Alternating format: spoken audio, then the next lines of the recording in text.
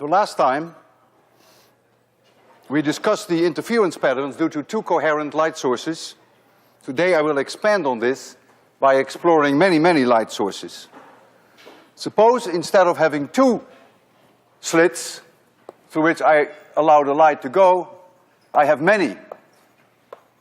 I have N, capital N. And let the separation between two adjacent ones be D. And so plane parallel waves come in, and each one of these light sources is going to be a Huygens source. It's going to produce spherical waves.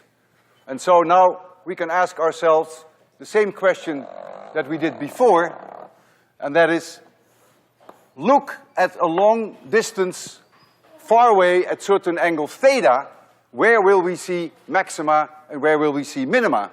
And then we can put up here a screen at a distance L, and we will call this x equals 0, and then we can even ask the question, where exactly on that screen will we see these maxima? You will have constructive interference, exactly the same situation that we had with the double slit interference pattern, when the sine of theta of n equals n lambda divided by d. And if you're dealing with very small angles theta, you should all remember that the sine of an angle is the same as the angle itself, provided that you work in radians. So for small angles, you can always use this approximation if you remember that it is in radians, and that's only then the small angle approximation. And so the conclusion then is, if we work in radians for now, that theta of n for the maxima is then at n lambda divided by d, n being 0 right here, n being 1 right here, n being 2 right there. And if you want to express that in terms of a linear displacement from 0, then x of n, again for small angles, is L times that number. So you will say, well, big deal, it's the same result that we had for the double slit interferometer. We had exactly the same equation, there was no difference. And D now is the separation between two sources here. It is obvious that it is the same, because if these two are constructively interfering, then these two will too, and these two will too, and these two will too. So all of them will. So it's not too surprising that you get exactly the same result. But now comes the big surprise.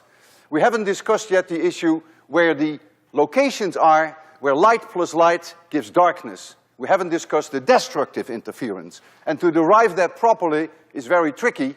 In fact, if you take 803, you will see a perfect derivation. But I will give you the results.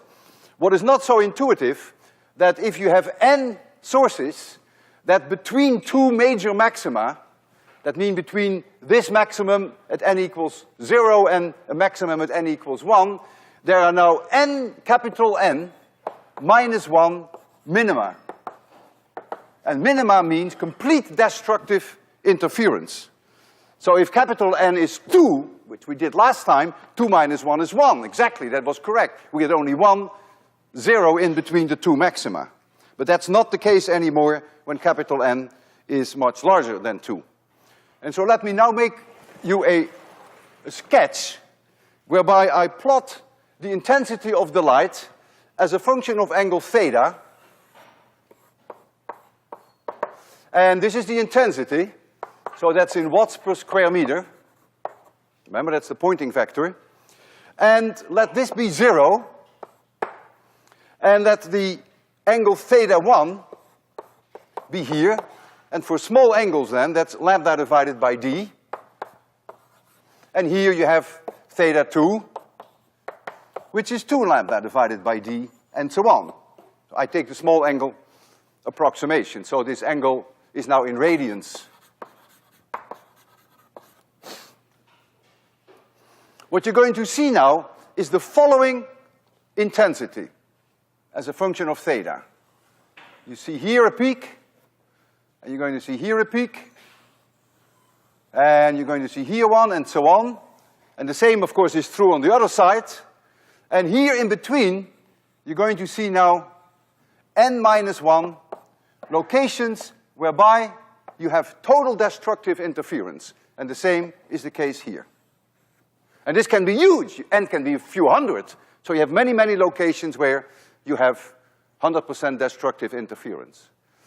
Now this point, this first location where we hit the zero, that now is at the position lambda divided by d divided by capital N.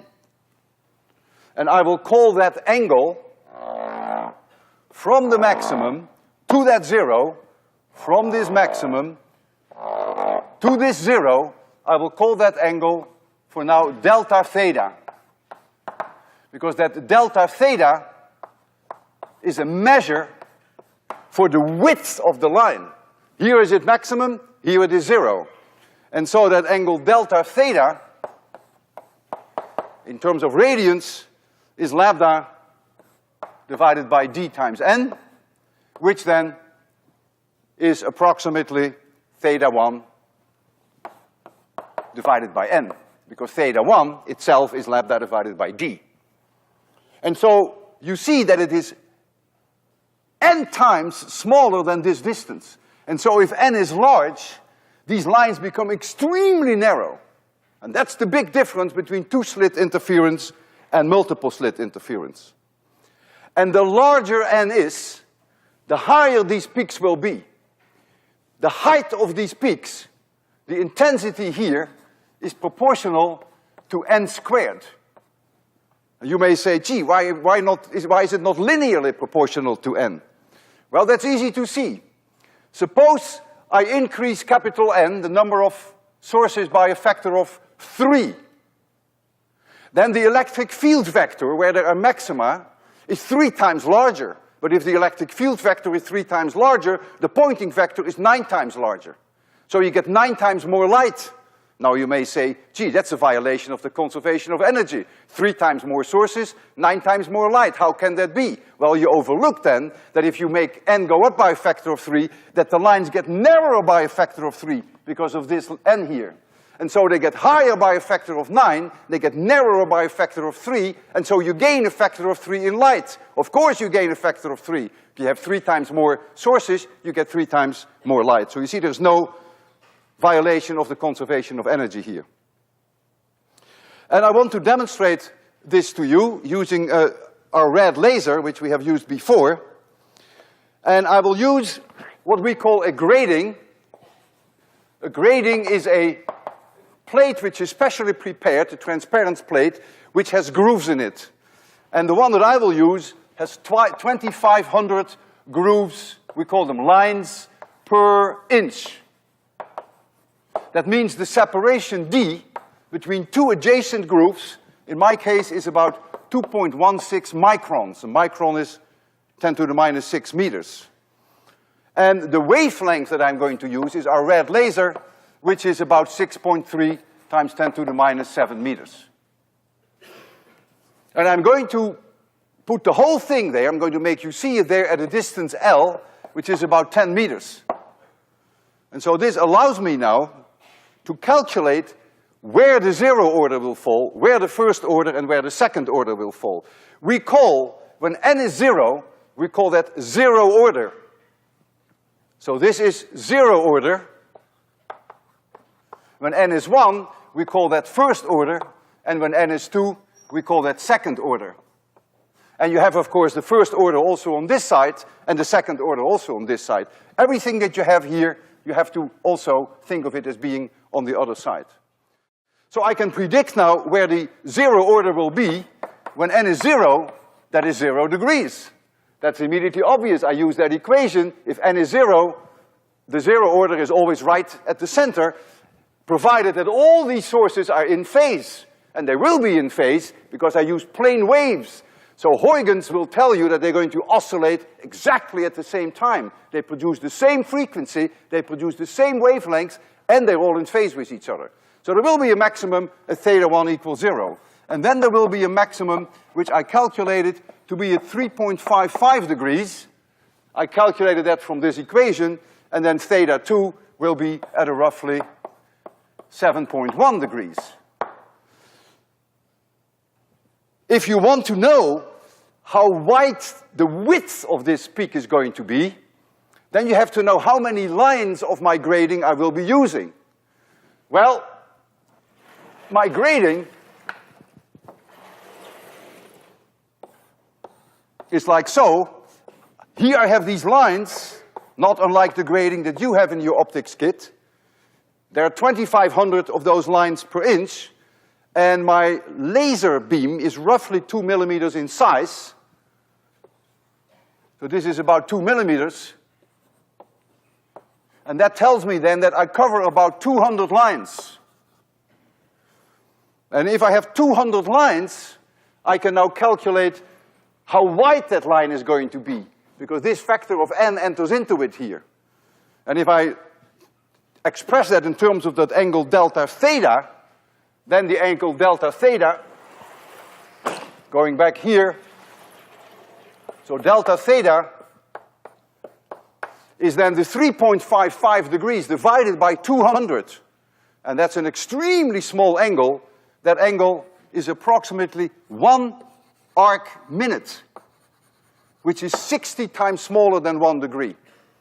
And if you want to translate that in terms of how wide that spot will be, if I see it on the screen 10 meters away from me, and if you want to call that delta x, then you would naively predict that delta x is something like 3 millimeters.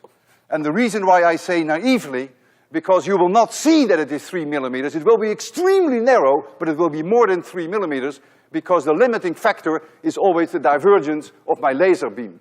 And so the divergence of my laser beam is more than 1 arc minute. And so I don't get down to the 1 arc minute narrow beam. I'm not too far away from it, though. So this is what I want to show you first. I will turn on the laser first,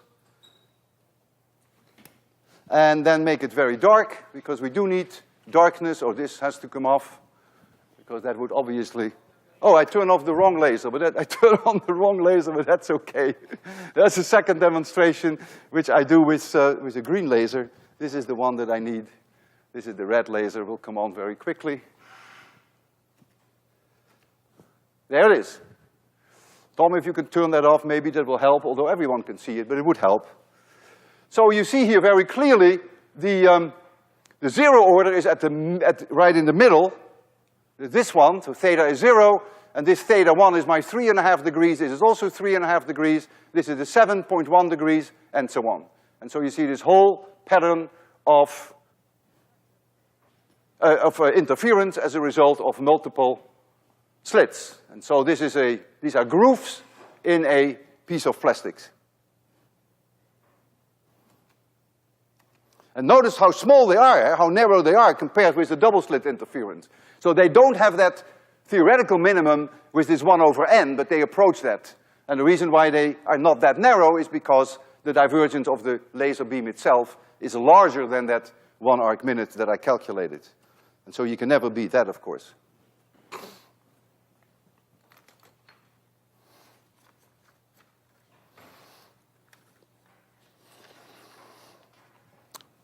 We did this experiment with red light, but keep in mind that if I take red light, here is a maximum at 0 order, here is a maximum, provided that this lambda is lambda for red, here is a maximum, provided that this is the lambda for red.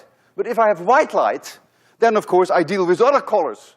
And if I have blue light in my white light, it will also have a maximum here, that's non-negotiable, but it has its first order maximum here because the wavelength is shorter. And it will have its second order maximum here. This will be the same distance. And so when you do this with white light, you're going to see always at 0 order white light, because all the colors have their maximum at 0 order. But at first and second and higher orders, the colors walk at their own pace, so to speak.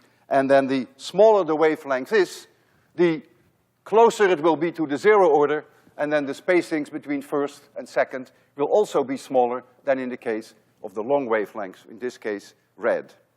And this is something that I also want to demonstrate to you. It is not so easy to get a very strong, powerful source of white light.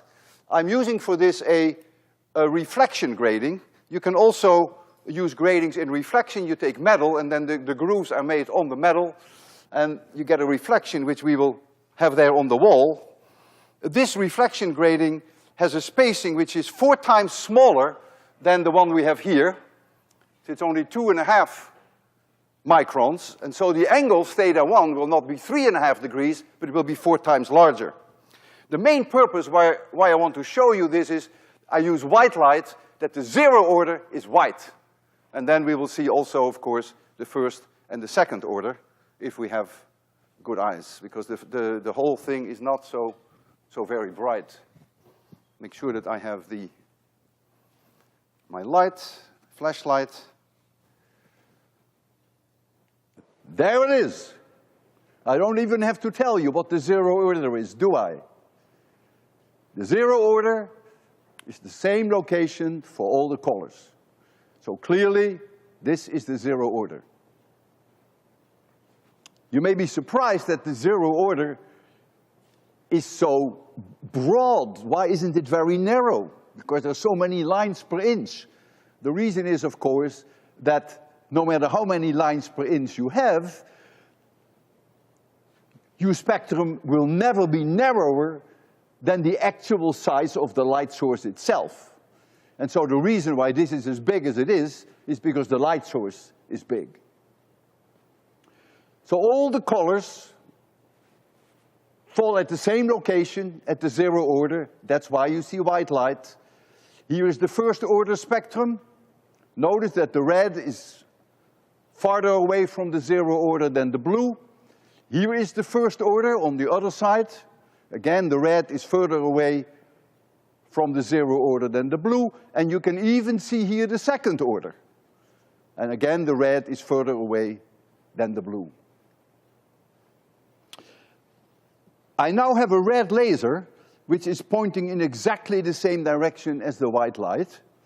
And so I make a prediction now that the 0 order of the red laser must fall in here, that the first order of the red laser must fall here in the red, that the first order of the red laser must fall here in the red, and it must fall here in the red of the second order.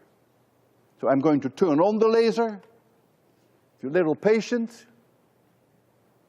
there it is, exactly as predicted. Notice that the red laser always falls at the location where the white light has the red in its spectrum. And that's what you expect, of course. And the 0 order is right here.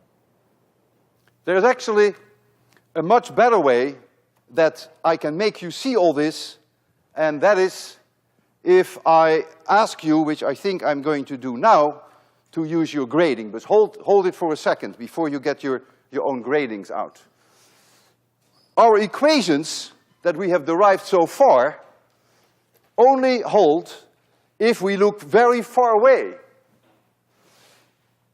These angles of theta are only true if you go very far away.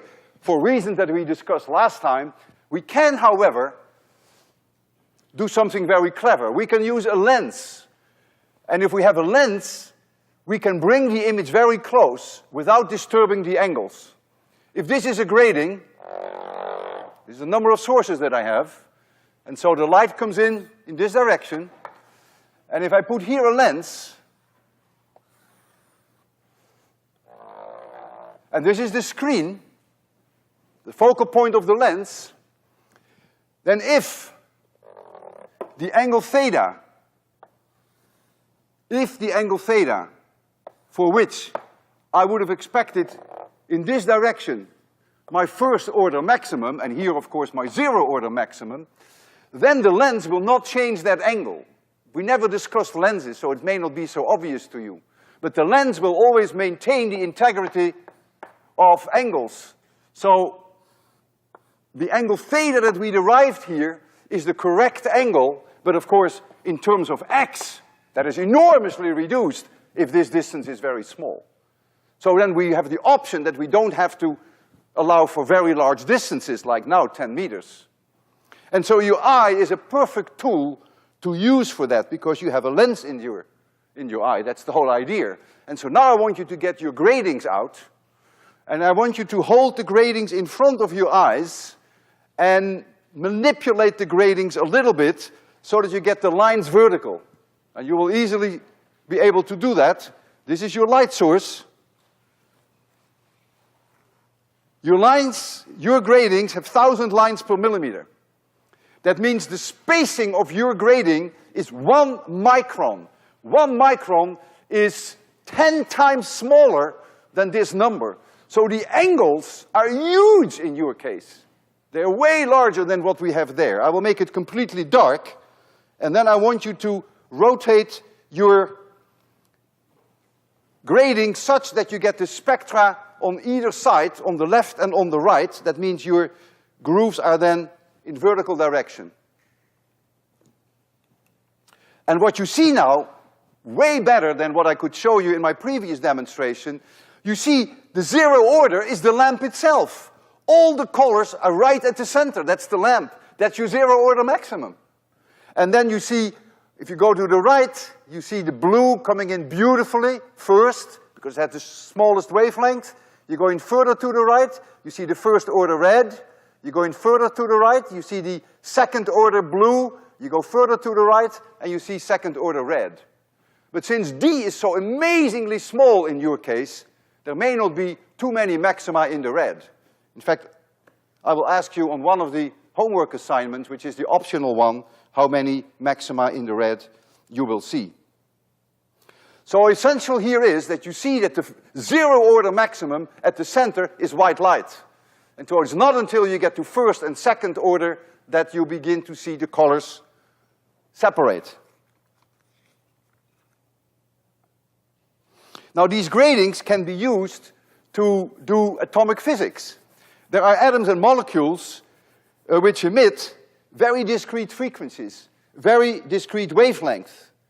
And when you look at them with a grating, you can see very distinctly where these lines fall, where these wavelengths fall. And that's the next thing that I want to do. I will show you now. I will turn off the white light source, and I will turn on for you neon. And so I want you to look now at the neon, and if you give yourself some time, you will see that the neon is not a continuous spectrum like you saw with the white light bulb, but you see very distinct locations where you see maxima. You see many in the red, and I think you see several in the orange. And I noticed this morning that I see 2 lines in the green. You have to look very carefully because these lines in the green are very faint. And so the whole purpose then is that with these gratings, you can not only find out which wavelengths are emitted by these atoms and these molecules, but you can also find the relative strength. And that is, of course, entering the domain of atomic physics. And these gratings are extremely powerful to do that. And I would advise you to carry these gratings with you at least for the next few weeks. And when you're outside and you get a chance to see some bright lights out on highways or on the street, to look through the grating and see whether you can see these emission lines. Mercury, if you get mercury lamps, they are very beautiful. You see many, many different colors, very discrete frequencies, very discrete wavelengths are emitted by mercury in the same way, the same kind of physics that you see that here with neon.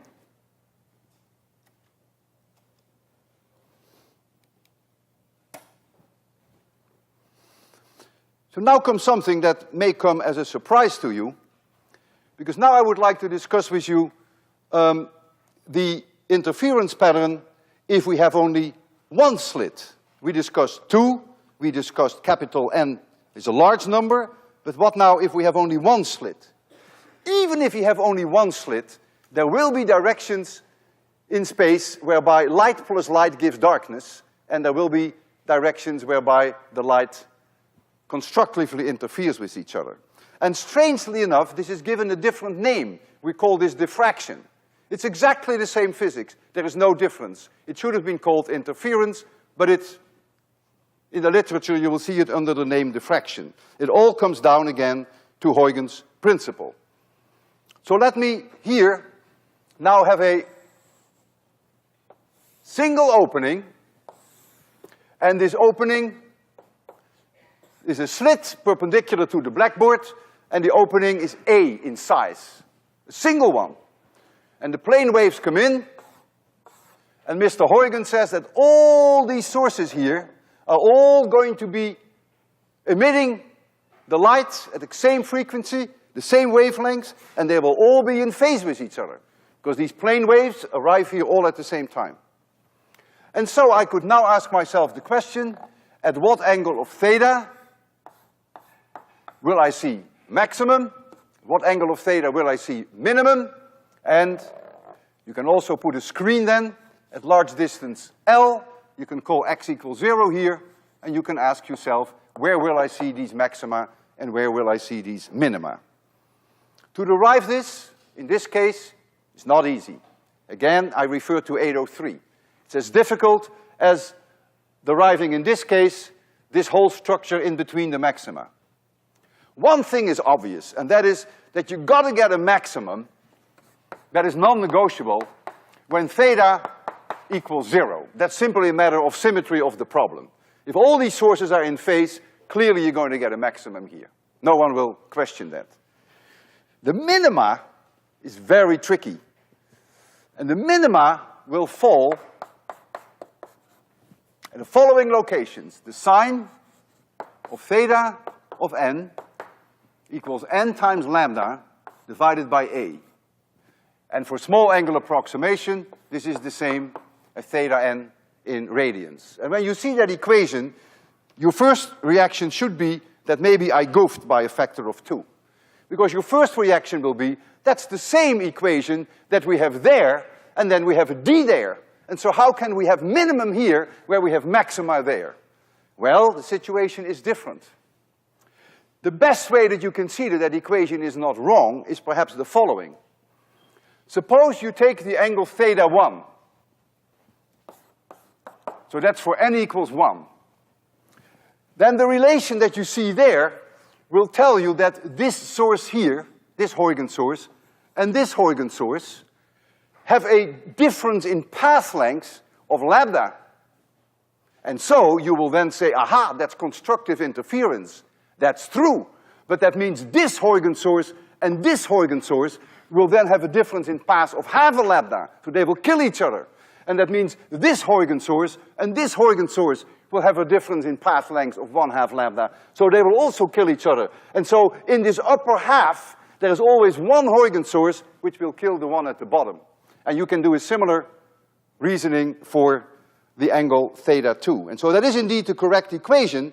You will find complete minima when theta 1, in terms of radians, is lambda divided by a, and theta 2 is 2 lambda divided by a, and so on. That's where you find your minima.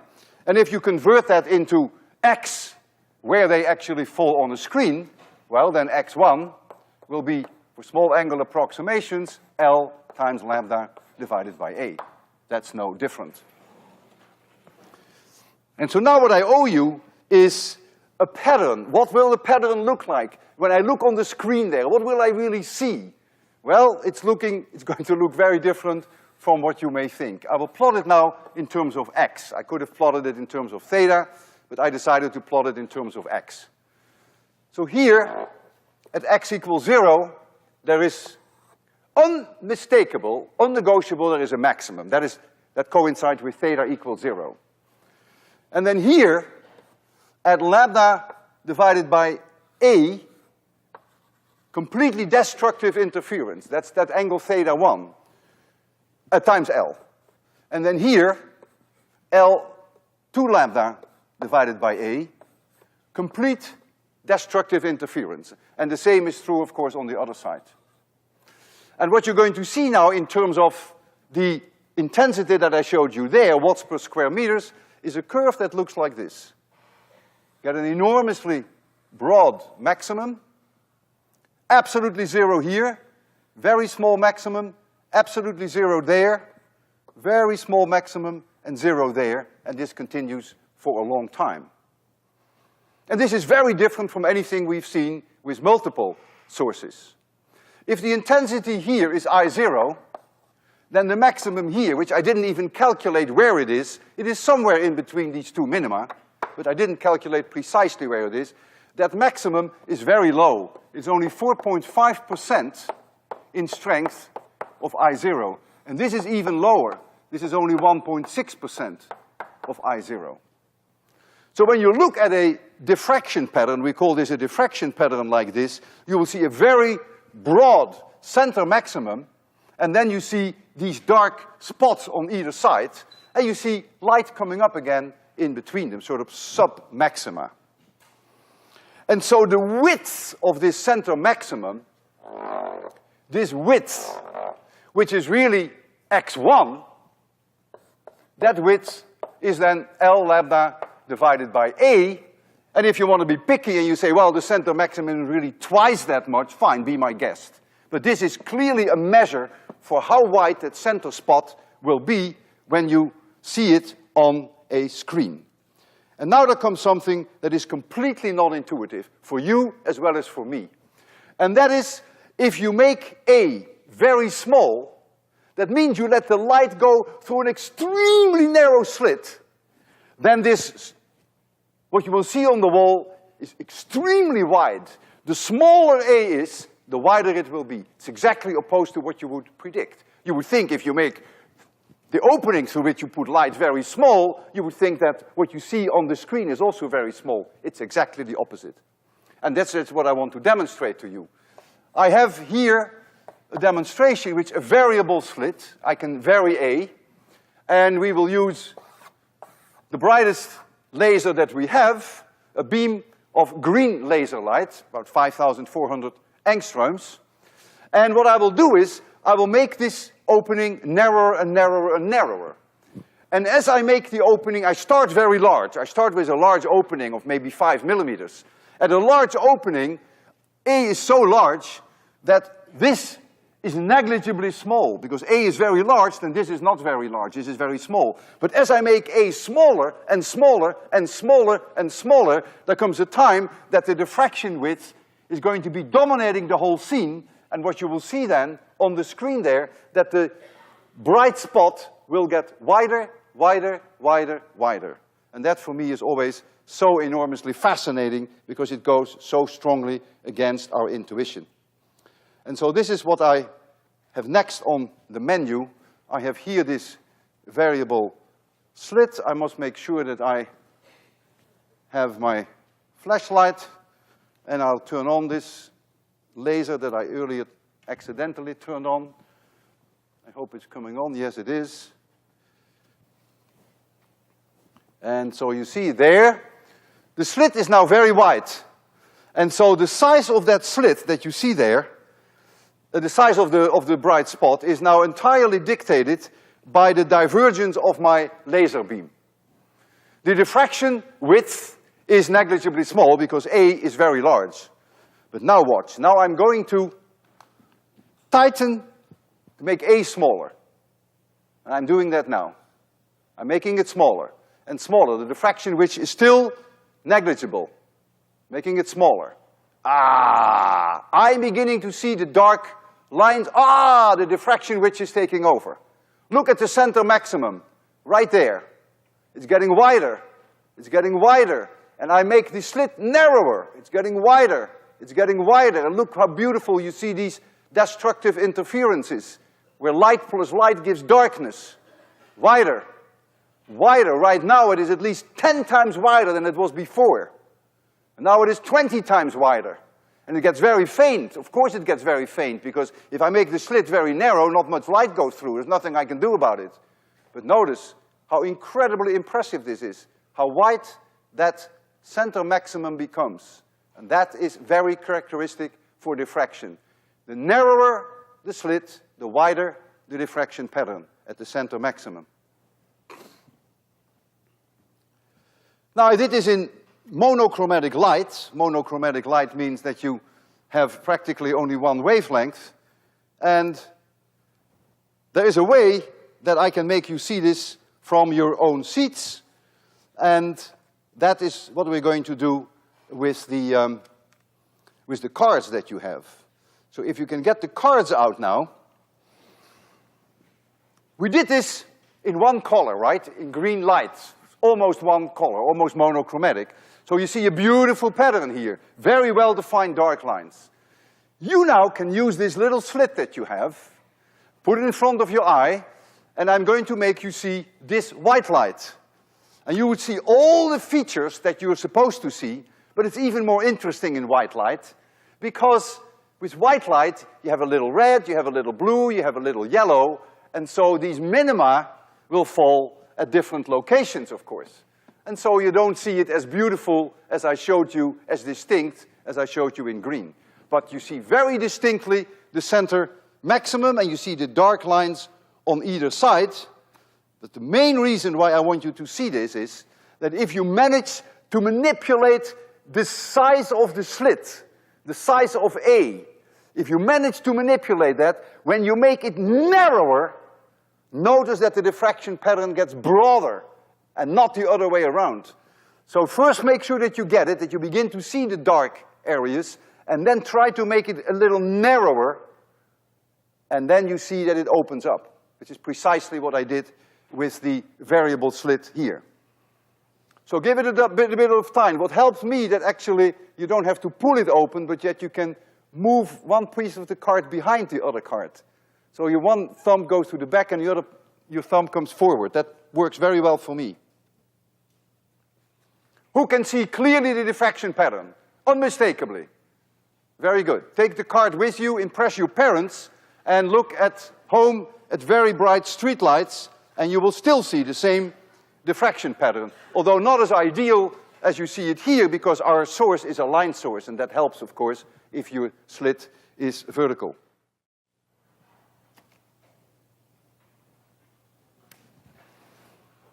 Okay.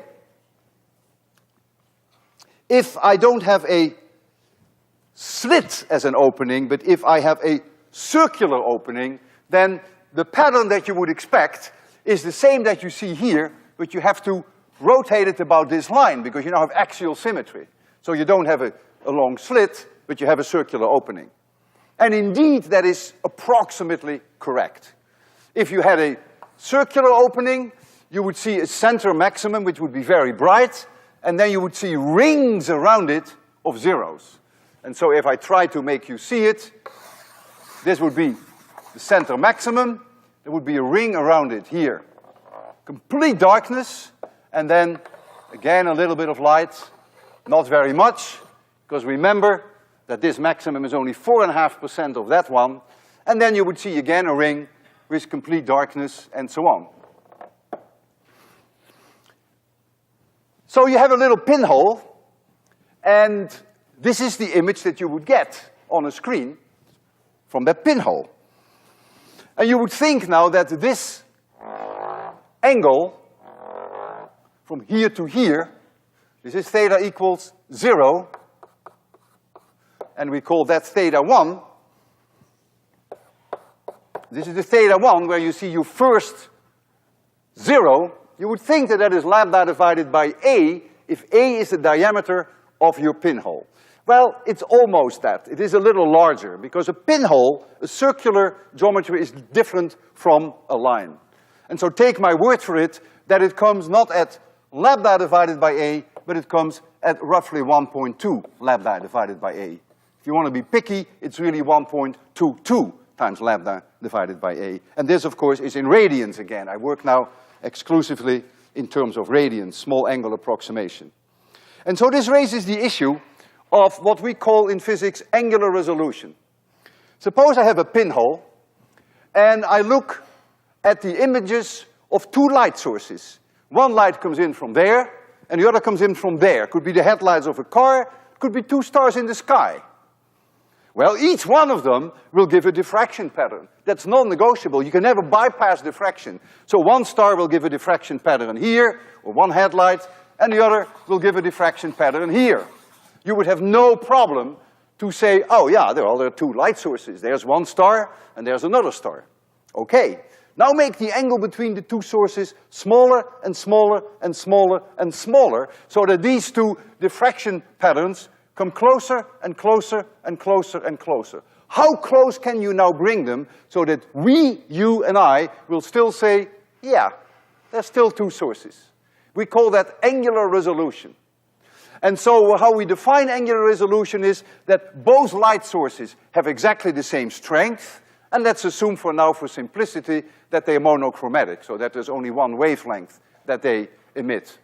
Then the criterion that is generally accepted, so that we can still decide that there are two light sources, that this one, the center of this one, is no closer than the location where this one has complete darkness. In other words, the spot of the second star should fall right where the other one has darkness. If you bring them closer, your brains will say, no, no, no, that's not two sources, that's really only one source.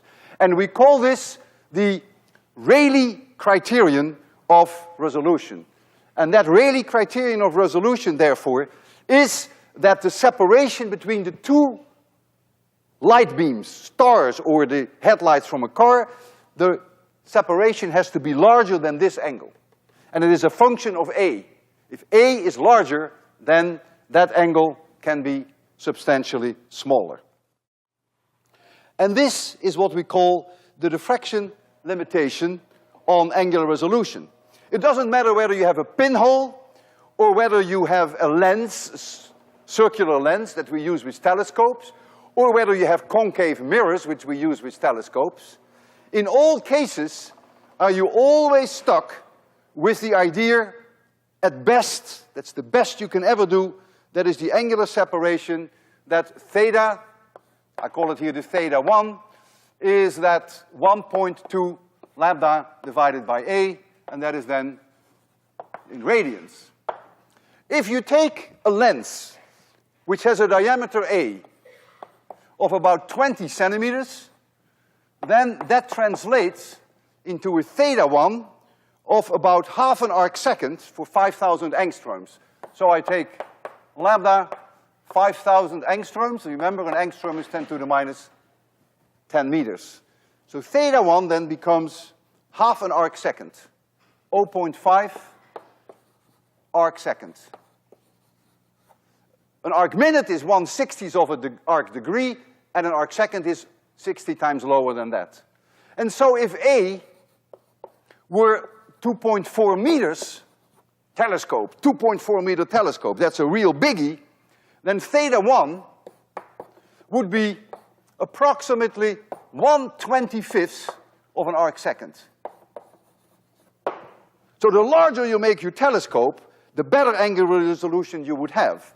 This angular resolution is 12 times better than this one, because A is 12 times larger. In both cases, and in what follows, I have ignored the factor 1.2.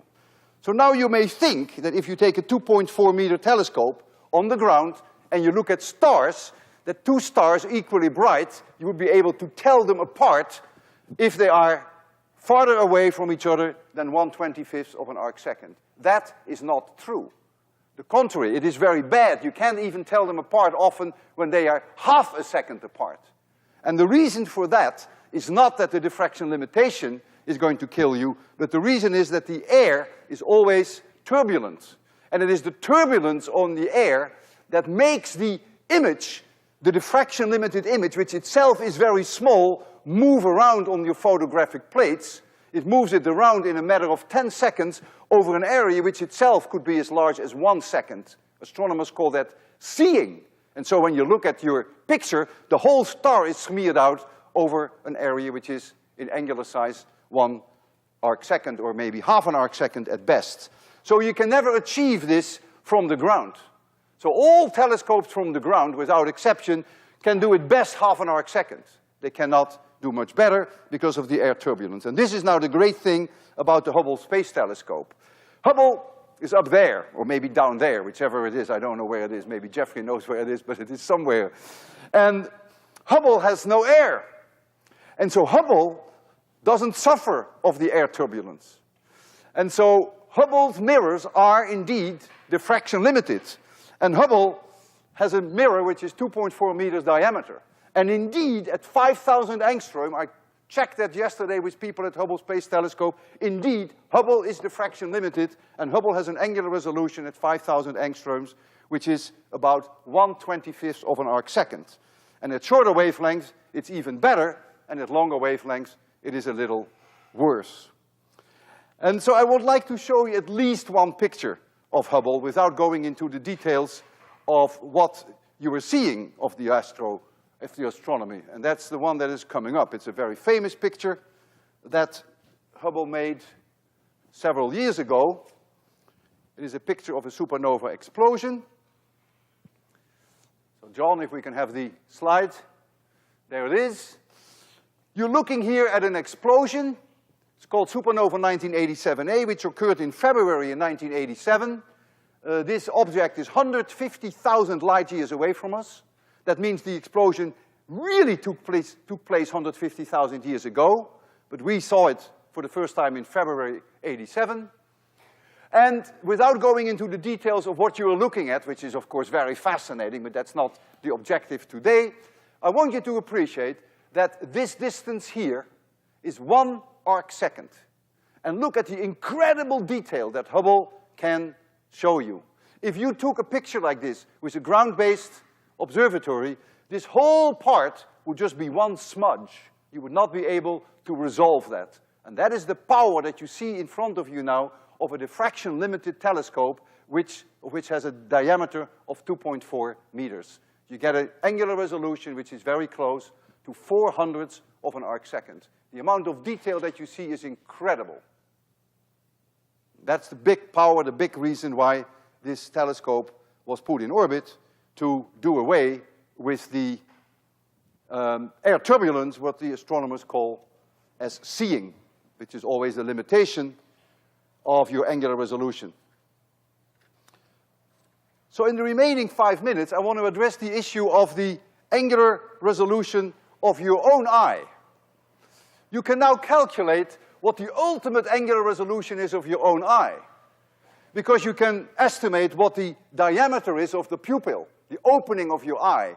3 millimeters, maybe 5 millimeters, a little bit larger at night when it is dark.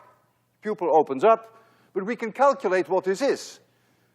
If I take 4 millimeters, so I put in for A 4 millimeters, and if I take lambda 5,000 angstroms, it's not an unreasonable value, then I find that the best angular resolution of a human eye is half an arc minute. Cannot be any better. There's just no way around it. You're always stuck with the diffraction limitation. I think, though, that most of you will not be able to see with an angular resolution of 1/2 arc minute. Most of you are probably in the domain of 1 arc minute. It's a little larger than diffraction limited, but it's very close to that. And that is something that I would like to test, not to see how good your eyes are, but for yourself, to get a feeling for angular resolution. And the way I'm going to do that is as follows. We have prepared a box which Marcos is going to wheel in very shortly, which has 2 pinholes at the top, and these 2 pinholes are 2.5 millimeters apart, and then there are 2 pinholes which are 5 millimeters apart, and then there are 2 pinholes which are 10 millimeters apart, and then there are 2 pinholes which are 15 millimeters apart. So maybe we can take a look at that. There it comes. Thank you, Marcos. Here are 2 pinholes which are 2.5 millimeters apart. We repeat the whole thing 3 times. And the reason why we do that is so that at different angles in the audience, you can probably always see 2 pinholes well. What am I going to do now to test the angular resolution of your eyes? If I make the assumption that your angular resolution is 1 arc minute, no worse, no better. Remember, it can never be better than half an arc minute. That's non-negotiable, but it could be worse than 1 arc minute. That would mean that all students who are closer than 9 meters from me should be able to see this as 2 independent light sources. Those who are farther than 9 meters away from me will not see these as 2 sources. If they did, their angular resolution would be better than 1 arc minute. And all students which are closer than 17 meters will be able to say, yeah, I see these as 2 sources. And all students which are closer than 34 meters should be able to say, yeah, I see these as 2 sources.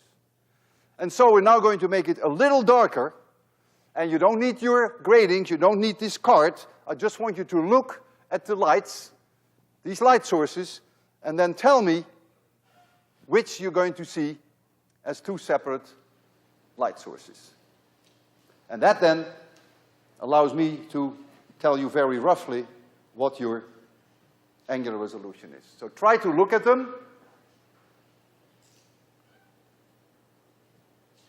And so now my first question is, who can see the upper, either here or there, they're the same, who can clearly see those as two light sources? Come on. Come on! You don't see them as two? Is something wrong? Is the light's not on? You must be kidding. Are all of you sick or something? Oh man, I have no difficulties at all. The upper one is two light sources.